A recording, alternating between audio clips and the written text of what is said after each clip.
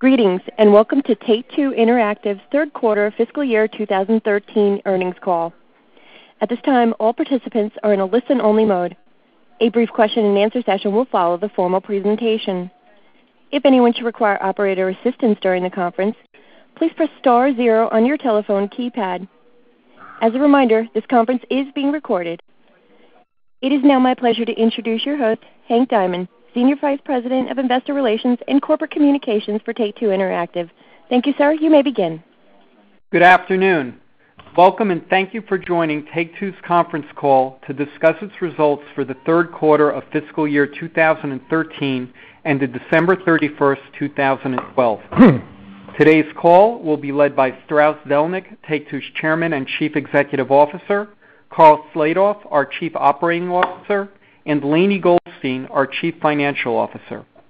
We will be available to answer your questions during the Q&A session following our prepared remarks. Before we begin, I'd like to remind everyone that the statements made during this call that are not historical facts are considered forward-looking statements under federal securities laws. These forward-looking statements are based on the beliefs of our management as well as assumptions made by and information currently available to us. We have no obligation to update these forward-looking statements. Actual operating results may vary significantly from these forward-looking statements based on a variety of factors. These important factors are described in our filings with the SEC, including the company's annual report on Form 10-K for the fiscal year ended March 31st, 2012. These documents may be obtained from our website at www.taketwogames.com. And now I'll turn the call over to Strauss. Thanks, Hank. Good afternoon, and thank you for joining us today. I'm pleased to report that Take-Two delivered strong revenue growth, profits, and cash flow in the third quarter. The key drivers of our results were the record-breaking release of NBA 2K13, continued strong sales of Borderlands 2, the successful release of XCOM Enemy Unknown, and robust holiday sales of our catalog and digitally delivered offerings. These results exceeded our outlook and demonstrate that the market for the highest quality interactive entertainment remains strong. NBA 2K13 has quickly become the most profitable release in the history of 2K Sports. The title achieved record-setting first-week sales and has already sold in nearly 4.5 million units worldwide. Considered by many to be the best release of NBA 2K yet, the title received massive critical acclaim, including more than 37 awards for Sports Game of the Year or Best Games of 2012. The success of NBA 2K13 has been enhanced by sales of virtual goods and the introduction of our multi-platform NBA 2K Everywhere experience. These offerings allow consumers to immerse themselves further into the game's authentic basketball culture, both at home and on the go, and help to enable the franchise to generate its highest ever digitally delivered revenues. I'd like to thank the teams at Visual Concepts and 2K for their stellar work and ongoing commitment to excellence. Building on its extraordinary launch in September, Borderlands 2 continues to expand its audience and remains on pace to become the highest-selling title in 2K's history. It has also been the largest contributor to our digitally delivered revenue this year, driven both by strong sales of full game downloads and high attach rates for the title's add-on content, especially the Borderlands 2 Season Pass. With nearly 6 million units sold in to date, an average Metacritic score of 90, and 73 end-of-year awards worldwide, Borderlands 2 has taken the already successful Borderlands franchise to another level, enabling it to become one of Take-Two's and the industry's most important long-term properties. Rounding out 2K's slate of successful new titles is XCOM Enemy Unknown. Developed by the strategy experts at Fraps Games, XCOM Enemy Unknown reinvents one of the industry's most beloved franchises as a unique action strategy game. The title was one of the highest-rated releases of 2012, achieving a near 90 Metacritic score and winning an impressive 18 Game of the Year awards worldwide. As a result, Fraps Games received the #1 spot in Game Informer magazine's prestigious Developer of the Year rankings.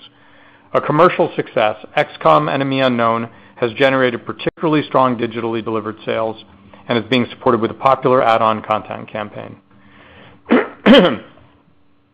With Borderlands 2, NBA 2K13, and XCOM Enemy Unknown, 2K has delivered 3 of the 10 highest-rated console releases of 2012, based on average Metacritic score. I'd like to congratulate 2K on what's shaping up to be the label's best year ever, both in terms of financial results and creative achievement.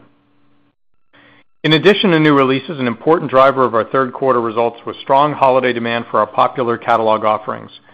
Catalog sales continue to be led by Rockstar Games' iconic titles, Grand Theft Auto 4 and Red Dead Redemption, which are still delighting consumers years after launch.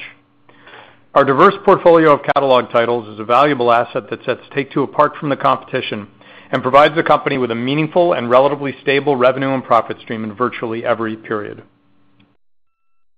Revenue from digitally delivered content more than tripled year over year and accounted for 23% of non-GAAP net revenue in the third quarter. The largest contributors were full game downloads and add-on content for our console and PC titles. We also benefited significantly from our growing portfolio of offerings for emerging platforms.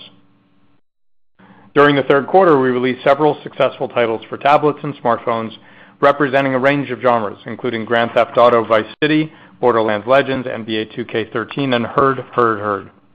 We firmly believe that interactive entertainment for mobile platforms, especially tablets, represents an important growth opportunity for our company, and we have a number of exciting projects in the pipeline.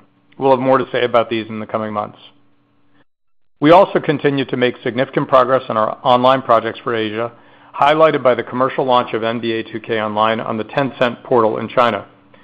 While still in their early stages, our Asian initiatives are already generating cash flow and represent meaningful, high-margin organic growth opportunities without considerable risk. Carl will have more to share about these efforts shortly. Take-Two's balance sheet is very strong. At quarter end, we had nearly $450 million in cash and no borrowing on our $100 million line of credit. We have ample capital to pursue a variety of investment opportunities, and I'm pleased to report that our board of directors has authorized the company to return a portion of that capital to shareholders through the repurchase of our own stock. This reflects our confidence in the company's ability to continue delivering growth, profits, and cash flow over time. As a result of our strong recent results and positive outlook for the remainder of the year, highlighted by the upcoming release of BioShock Infinite on March 26th, fiscal 2013 is poised to be a profitable year for Take-Two on a non-GAAP basis. Moreover, with Grand Theft Auto 5 launching on September 17th, fiscal 2014 should be one of our best years ever, with substantial revenue and earnings growth. Looking ahead, we have an extensive pipeline of unannounced titles in development. We also benefit from what we believe are the strongest assets in our industry, including world-class creative teams, a diverse portfolio of leading intellectual property, ample financial resources, and a sound focus on delivering the highest quality interactive entertainment. As a result, we're well positioned to capitalize on the full range of opportunities for our business, including the next generation of consoles when they come, emerging mobile and online platforms, and new business models. This is an extraordinarily exciting time for our industry, and I've never been more optimistic about Take-Two's long-term outlook for success. I will now turn the call over to Carl. Thanks, Strauss. I'd like to begin by giving an update on the progress we've made with our online initiatives. Our strategy has been to focus on a select number of high-impact projects that have significant strategic and financial value to Take-Two, while taking a balanced approach to managing risk. As with our core business, we believe that the strength of our IP and commitment to quality can create compelling commercial opportunities that will differentiate us from other players in the market. Given their attractive scale and growth characteristics, we've initially focused our efforts on the online gaming markets in Asia, where we've teamed up with the best-in-class partners whose expertise complements our own. Through each of these projects, we continue to develop deep knowledge of this growing market segment and are building a clear vision of how we can best leverage this expertise on a global scale. On October 24th, NBA 2K Online, our free-to-play online basketball game, launched on the Tencent portal in China. Co-developed by Visual Concepts and Tencent, the game is generating significant buzz in the region, and user metrics are building momentum.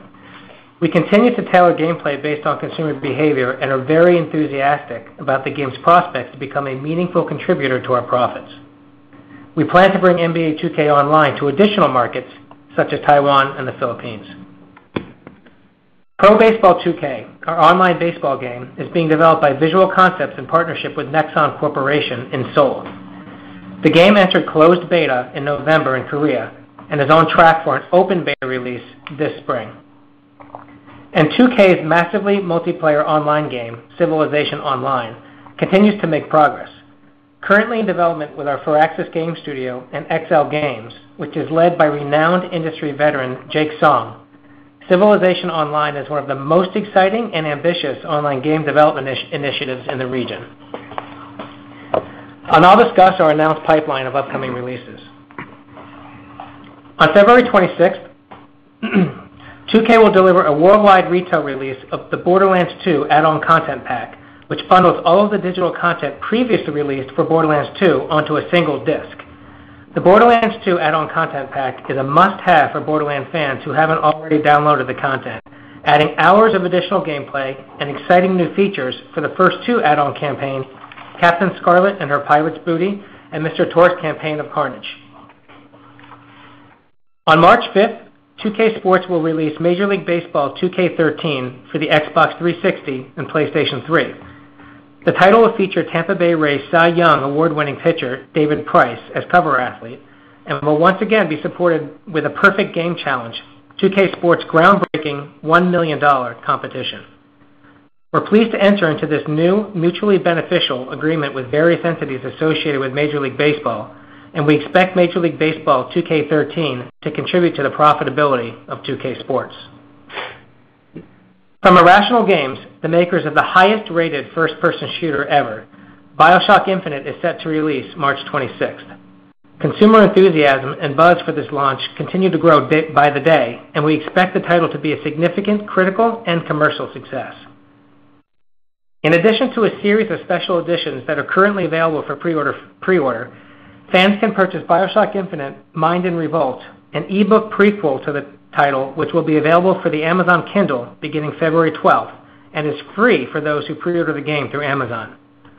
Also available free of charge to those who pre-order BioShock Infinite is the Industrial Revolution Pack, which includes exclusive access to in-game gear items that boost combat abilities, bonus in-game currency, lockpicks, and the Industrial Revolution puzzle game on Facebook. For those fans who can't wait until March 26th to experience BioShock, 2K is currently offering the BioShock Ultimate Rapture Edition. For only $29.99, consumers get both BioShock and BioShock 2, add-on content for both games, which is valued at more than $40, and additional never-before-seen content. Rockstar Games is hard at work on the September 17th release of what gamers around the world are expecting to be the greatest GTA yet, Grand Theft Auto V. With the playable world bigger than Red Dead Redemption, GTA San Andreas, and Grand Theft Auto 4 combined, Grand Theft Auto V will offer an unprecedented level of immersion and exploration. And finally, 2K Marin continues to make progress on XCOM, its tactical squad-based shooter based on the beloved sci-fi franchise, which is planned for release during fiscal year 2014. In closing, I'd like to join Strauss in congratulating 2K on a phenomenal string of critically and commercially successful releases. We have a robust pipeline of announced and unannounced titles in development, and we're very optimistic about our long-term outlook for growth and profitability. Thanks, and I'd like to now turn the call over to Lainie. Thanks, Carl, and good afternoon, everyone. Today I'll review our results for the third quarter and then discuss our outlook for the fourth quarter and full year fiscal 2013. All of the numbers I'll be providing today are non-GAAP results from continuing operations, and all comparisons are year-over-year unless otherwise stated. Our press release provides a reconciliation of our GAAP to non-GAAP measurements. Starting with our results for the third quarter of fiscal 2013, net revenue increased 71% to $405 million. This result exceeded our outlook range of $325 to $375 million due to the breakout success of NBA 2K13, along with better-than-expected holiday sales of catalog and digitally delivered offerings. Catalog sales accounted for 22% of net revenue, led by Grand Theft Auto 4 and Red Dead Redemption. Revenue from digitally delivered content grew 244% year-over-year and accounted for 23% of net revenue. The largest contributors were offerings for the Borderlands franchise, in particular digital sales of Borderlands 2 and its add-on content, XCOM Enemy Unknown, the Grand Theft Auto franchise, and NBA 2K13. Gross margin increased 1.3 percentage points to 48.1%, as this year's third quarter revenue mix was heavily weighted towards higher-priced new releases versus lower-priced catalog titles in last year's third quarter. Operating expenses were approximately $111 million, up about $32 million versus the prior year's third quarter. The principal drivers were higher marketing expenses to support NBA 2K13, XCOM Enemy Unknown, and Borderlands 2, as well as the upcoming release of BioShock Infinite. Interest and other expense increased slightly versus the prior year, due primarily to the convertible notes that we issued in November 2011. And non-GAAP net income was $78.8 million, or 67 cents per diluted share, as compared to $29 million, or 27 cents per diluted share in fiscal third quarter 2012. This result significantly beat our outlook range, which projected non-GAAP net income of 45 to 60 cents per diluted share. On a GAAP basis, we reported net income from continuing operations of $70.9 million, or 66 cents per diluted share.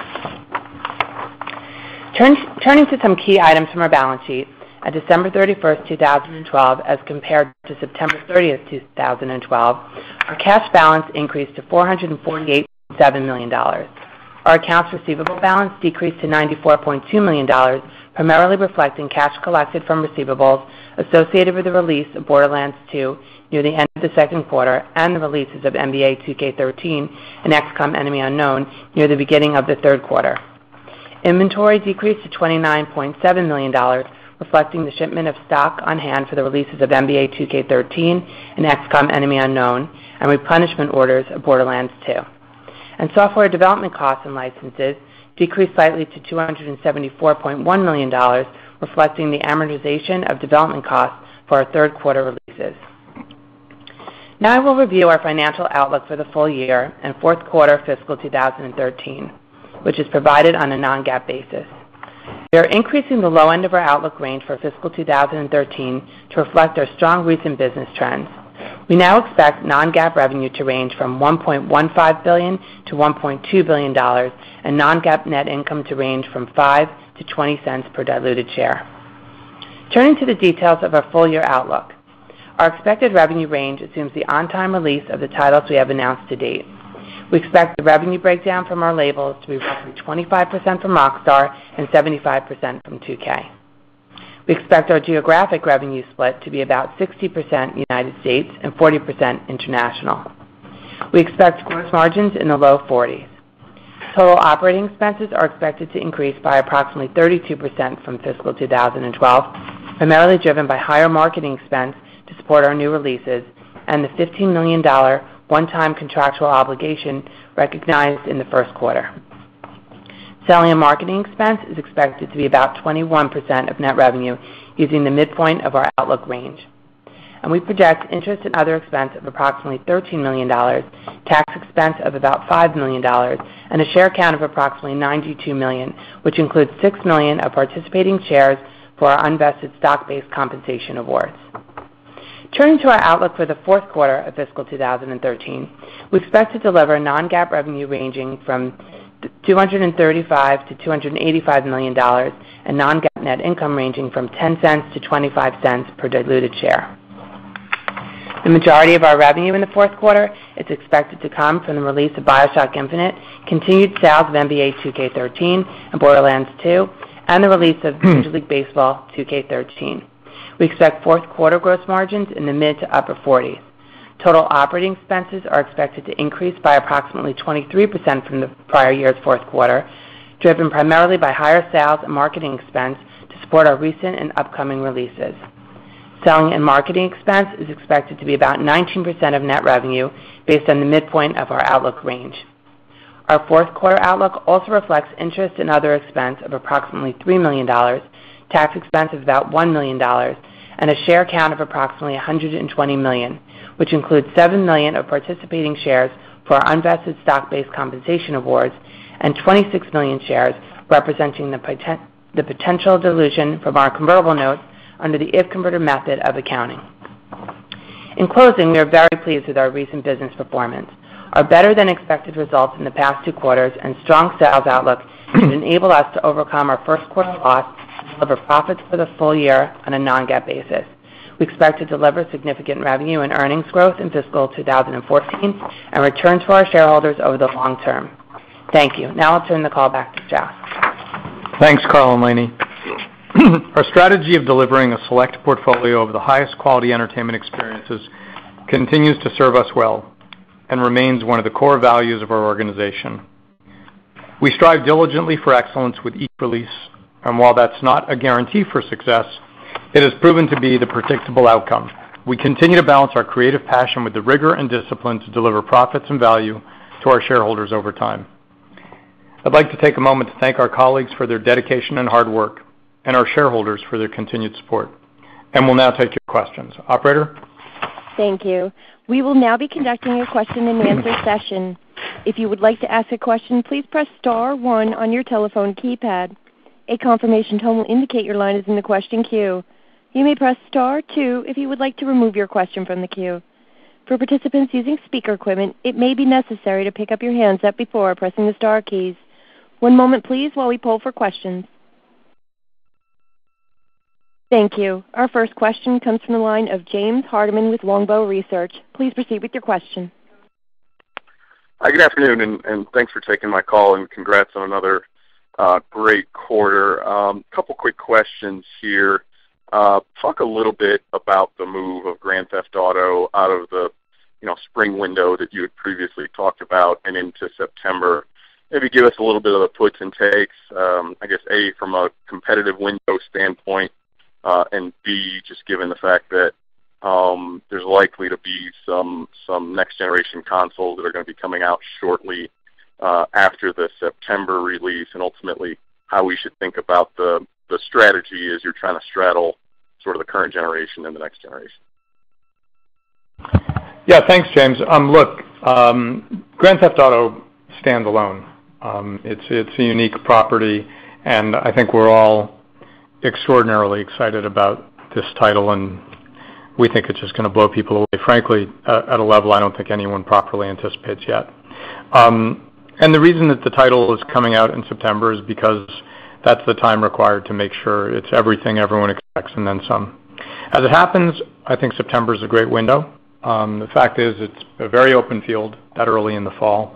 And as between late spring heading into the summer doldrums or early fall in an open field, that wasn't the reason that the title moved, but I think it happens to be a terrific time to launch it. And in terms of next gen, look, as we all know, first of all, nothing's been announced yet, but assuming the consoles are coming, when some of us at least think they are, that's obviously a very light install base initially. And I'm confident that this company is going to have an extraordinary array of offerings for next gen when the time comes. Great. And then just in terms of MLB 2K, although not recently, you've quantified sort of the losses there in the past. Can you just, it sounds like, for the first time in a while, this is going to be a profitable release for you guys in terms of baseball. Can you help us with the comparison versus last year? How much money did you lose on that? Well, we previously announced the range of losses based on a legacy deal that we inherited. I think we said it was typically around $30 million a year. We also announced that deal entered a sunset period and ultimately expired on its own terms. And the expectations about a new MLB release obviously reflect a new deal. And we're very optimistic and enthusiastic about both the creative elements of that and the financial elements of that. Yeah, and as we said in our statements, we expect that title to contribute to the profitability of 2K Sports. Very helpful. Thanks, guys. Our next question comes from the line of Ben Schachter with Macquarie. Please proceed with your question. Hey, guys. Congratulations on a good quarter. A couple of questions and then a quick follow-up. For GTA 5, how should we think about the post-sale revenue opportunities versus previous GTAs? And then separately, on full game downloads, obviously you're having some success there. Is that primarily from Steam, and how do the economics differ for that versus physical retail distribution? Thanks. In terms of post-sale revenue opportunities, to answer that, I'd have to sort of outline what the expectations are, and I'm going to leave it to Rockstar to talk about the game and what comes after. But just as I said, we couldn't be more enthusiastic. Our full game downloads come from an array of places, including Steam, and in terms of our margins, we've said this many times before, they're slightly higher for digitally distributed products, but not meaningfully so. All right, and Strauss, if I could just follow up with one quick one, just high level, when you think about the next generation consoles, most likely they're going to be a lot more focused on media convergence at a higher level beyond just games. How does that impact you and the other publishers? You know, if that happens, and look, the current consoles allow for all kinds of different media consumption, but if you're talking about the consoles becoming a set-top box, you know, first of all, I'd be happy to debate that endlessly, and I could probably take both sides of the debate, as you know, Ben. But I think the answer is it doesn't really influence us. You know, people have access to a full array of media choices as it is, and we're thrilled by that because the launch of new platforms is great for a company positioned the way we're positioned, and tablets have been great for us so far, and mobile devices are great for us. You know, our job is to make the highest quality interactive entertainment and meet consumers where they are, wherever they are in the world, whatever the device they want to consume our products on, and be flexible about the business models as well. So, you know, I think that you know, a broad-based offering from a next-gen console affects us, not only to the benefit if people are more engaged with something that they can watch high-quality entertainment on. From us, it's probably a good thing. Right, and Ben, it's Carl. And the other piece is it also creates a potential opportunity for the consoles to penetrate deeper than they are right now. If it's attractive as a broad media device, then there may be folks out there that pick it up, not as a gaming machine, but in fact now they have access to a gaming machine, and may encourage them to enter the gaming market as a consumer. Great, thanks. Good luck. Our next question comes from the line of Arvind Bhatia with Sterne AG. Please proceed with your question. Thank you very much. I'd like to add my congratulations as well. A couple of questions for you guys. First one on your basketball franchise, which continues to do better every year. And I heard you guys talk about you know, your digital revenue there. Is there any way for you guys to help us understand what kind of attach rate you're getting, whether it's in dollars or other ways to think about, you know, so we can understand the opportunity beyond just the disc sale? And then similarly on Borderlands 2, I think you said that was your largest digital contributor. Just generally trying to get a sense of the attach rate beyond the disc. Yeah, we don't, Arvind, thank you. We don't actually talk about attach rates and ARPUs and the like. You know, our focus here on a creative basis is what drives the organization. And every year, the folks at Visual Concepts try to make basketball better. And this year is the most highly rated basketball game we've ever had, with a 90 Metacritic score, and we sold in 6 million units, 4.5 million units, sorry. And the unit sales reflect the fact that we're delighting consumers. We've offered, you know, the opportunity to have a multi-platform experience on the go, and for the first time, the opportunity to make in-game purchases. All those things make consumers happy. Happy consumers spend more money. We make more money. It's a virtuous circle. We tend to think of it that way. We tend to think of it less as a specific numeric attach rate, although, of course, we could back into that figure. But it doesn't really tell us very much about what we're trying to do around here. Same thing with Borderlands. You know, we're putting out digital add-on content because that's what consumers want. We try to price it fairly. We want everyone's experience of one of our games to be one where they thought they got more value than the value they paid for, that they're always happy. And that's, you know, why Metacritic says for the past 4 years we've had the #1 quality rating among any third-party publisher. And that's why we have, you know, the results we have, and that's why we have $450 million of cash on our balance sheet. One quick follow-up. This kind of ties into where we are in the cycle, et cetera. You got, you know, a great property coming up in March in BioShock. I'm wondering, as you review the retail landscape in the next 3 to 6 months and what you expect there, has your expectation for BioShock changed at all? What are you seeing in terms of the pre-order activity and how reliable that may or may not be at this point in the cycle? You know, just for planning and modeling purposes, how are you thinking about BioShock? That would be helpful. Look, the retail landscape is interesting. You know, if you go back just 9 months, things were looking pretty bleak, and there were a lot of people just saying the industry is in decline.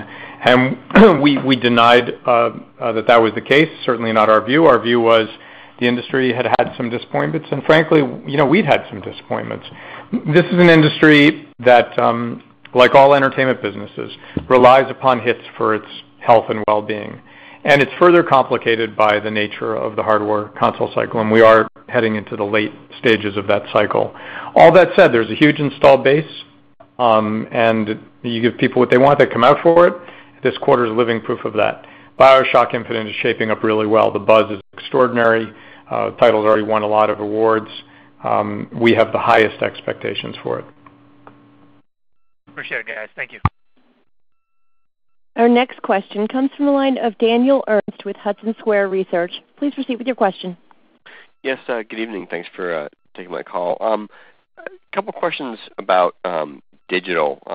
One is, in the past you've said that it really is, the margins aren't all that different. And I'm wondering, given the margin progression you've had lately and the success you've had in digital, what the margin profile of digital overall is looking for the business versus package today.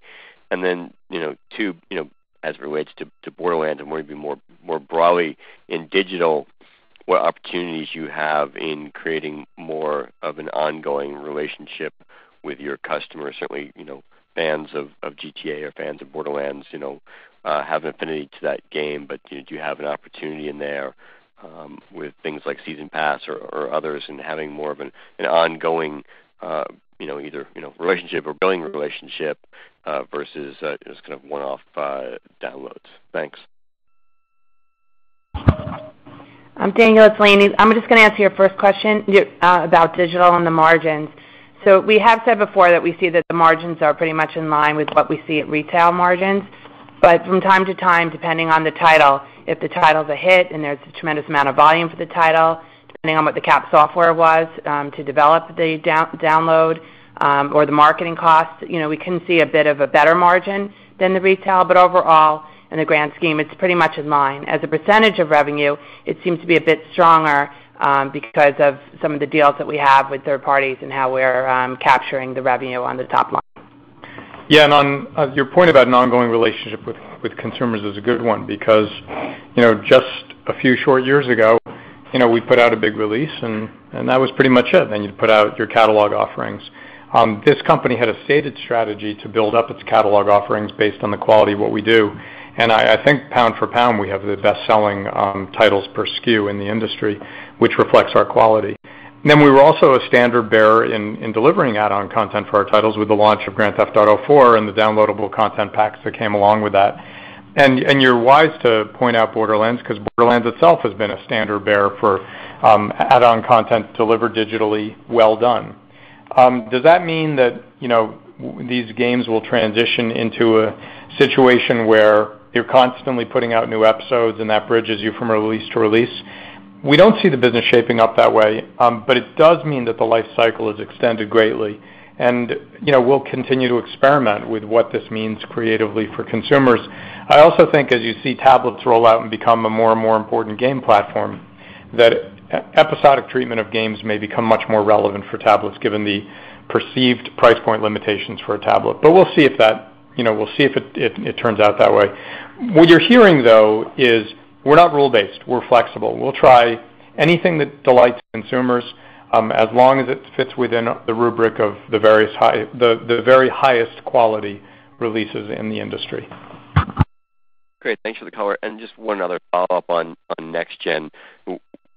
What you're thinking about development budgets, having to, develop for both the current gen and the next gen on some key titles, some of the sports titles that would, are annual type events. Is that going to strain development budgets, heading into next fiscal year? Thanks. We don't have any reason to believe our development budgets will change significantly. And if anything, I would say we've become group-wide much tighter in terms of how we spend our money. It has been a challenge, a stated challenge for us, and we're very, very focused on it. So we can't say specifically, but no, we don't expect to see a meaningful change in what it costs us to release these top quality products. Great, thank you. Our next question comes from the line of Mike Olson Jr. with Piper Jaffray. Please proceed with your question. Hi guys, great quarter. This is Andrew Connor on for Mike. At a high-level question, the installed base today is obviously very large. and it appears that the 360 and the PS3 are going to continue to be major influencers in the space. Similar to the prior cycle transition, I'm sure there will be lots of cross-generational software for the next couple of years post-launch. But my question is really, how do you go about developing for both current and next-generation consoles when clearly the development teams want to be innovating, and yet there's a trade-off where we'll have to be accommodating to the current installed base? Thanks. Well, you're right. Navigating, this part of the cycle is a challenge. I'm actually really pleased with the way we've done it. Obviously, we've released our major release schedule for the coming periods, and we're excited about that. We really can't talk much about next gen because we're not the ones to talk about it first. But rest assured that we around here we think as far ahead as we possibly can, as do our creative teams, and everyone's really excited about the possibilities, and we're working diligently on them. And I'm very confident that we'll navigate the transition when it does occur successfully. I've said before, and I'll repeat it, that there are 4 elements that you need to succeed in these transition periods, and that these transition periods present enormous challenges for companies that don't have them, and enormous benefits for those who do. They are strong owned intellectual property, strong creative teams in-house, strong technology, and a strong balance sheet. We have all 4. Thank you. Our next question comes from the line of Mike Hickey with National Alliance Securities. Please proceed with your question. Hey guys, thank you for taking my question, and congrats on a great quarter. Strauss, historically you've kind of been, not to put words in your mouth, but hesitant to believe in the Facebook market. And now that it looks like Facebook is kind of resetting towards an interest in developing something for the core gamers, and given that's your development expertise, I'm just curious if you kind of reset how you think about that, and if you're developing any games, core games for Facebook. No, I wasn't skeptical about Facebook. I was skeptical about Zynga, to be exact. And I remain highly skeptical about Zynga. Facebook's an incredible platform serving hundreds of millions of people, a great promotional platform, and potentially a great game platform. We've happily done business with Facebook. I assume we'll keep doing so. And then on the for next-gen consoles, I'm hearing that the portability of current-gen is going to be a lot easier. And so I think this question's been kind of dragged into the dirt here, but just philosophically, you see Bungie looking to do a dual-generation launch given how close they are to next-gen machines. And, I mean, it's pretty obvious that once the next-gen is announced from Sony, which is likely February 20th, and Microsoft, probably in April, that all things being equal, even as great as GTA is, there's going to be a kind of a natural demand kickback on current-gen software as people save up dollars in excitement for next-gen. So, not to get any specific on data necessarily on a particular game, but, all things being equal, if you had the opportunity to do a dual-generation launch, would you see that as a net benefit, or is it too arbitrary to even know? Mike, let's have a gentleman's bet, but there is not one gamer who's going to sit it out of Grand Theft Auto 5 hoping that something down the road is going to come along that's better. Grand Theft Auto 5 is going to blow everyone away, and it will be in the market in September. In terms of strategy around current gen and next gen, we have to wait for the announcements. And as I said, look, we're always looking over our shoulder. I'm a big believer that arrogance is the enemy of continued success.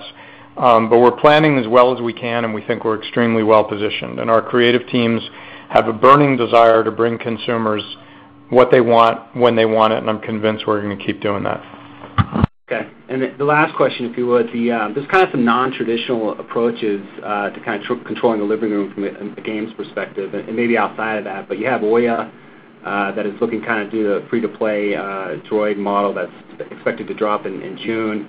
You have Valve that's looking to kind of bridge the PC to TV market. You have, a lot of people, intelligent people trying to create, effective mainstream solutions from the tablet market to the TV. I'm just curious, when you look at these different, trends, emerging technology trends, relative to your development expertise, where you see the best opportunity. All of the above. Our opportunities are, we obviously go where the audiences are. So in certain instances, we're not going to spend resources unless there's a demonstrated audience. When you have the top intellectual property in the business, you can afford to be a little reticent. The one thing we wouldn't do would be support everything at enormous expense to our P&L and our balance sheet without knowing where the audience is going. But we've always been willing to support meaningful initiatives very early on, even when there wasn't a big installed base. And I imagine that selectively we'll do that. What typically happens is our creative teams, look at the opportunity and they weigh the cost and the complexity of supporting the platform with the potential audience and the economic opportunity, as well as the creative opportunity and whether it turns them on or not. Our stated strategy, though, is not to be rule-based, to be flexible, and to be wherever the consumers are. Okay, thanks, guys. Good luck. Our next question comes from the line of Brian Fitzgerald with Jefferies. Please proceed with your question. Thanks. Curious if you've seen any differentiation around engagement or purchase prevalence across kind of iOS or Android or smartphones or tablets. And then second question, in terms of timing on NBA expansion into Taiwan and Philippines, how should we think about that? Maybe a little color. Is it a meaningful coding experience or is it more market timing? Thanks. Just to clarify, you're asking a question about whether we see different demographics across these different tablets? Yeah, maybe indirectly, or I guess, do you find a tablet guy purchasing more than somebody else, or an Android guy purchasing less than an iOS guy? We haven't seen meaningful differences yet, but it's kind of swamped by the various growth factors in different territories of the different devices, and also swamped by the fact that we don't put out everything for every platform simultaneously. So I'm not sure we can read it that well. We're still really in early stage experimentation mode. And I'm sorry, your second question?